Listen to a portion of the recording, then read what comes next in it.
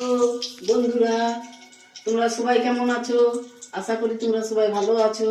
প্রচণ্ড রোদ গরম পড়েছে, সবাই ভালোভাবে থাকবে। আজ আমি তোমাদেরকে মাছের ঝোল রান্না করে দেখাবো। আদা বাটা, রসুন বাটা, পেঁয়াজ বাটা, লঙ্কা বাটা সমস্ত কিছু এতে দিলাম। আমি এতে নুন দিলাম,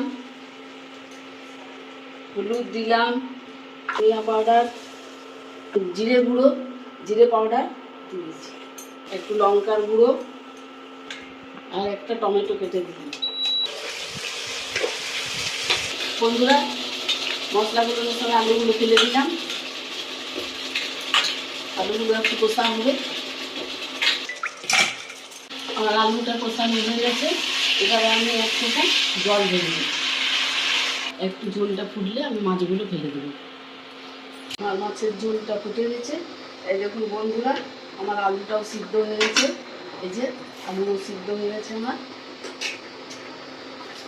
এবার এক এক করে মাছগুলো ফেলে দেবো। এবার একটু ফুটিয়ে নিয়ে নামিয়ে দেবো। ধনা পাতা ছড়িয়ে দেবো।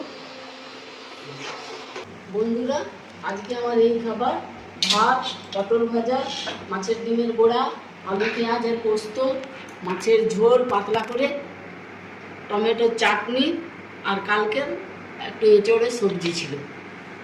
আজকে এই পর্যন্ত। কালকে আবার নতুন ভিডিও নিয়ে আসবো।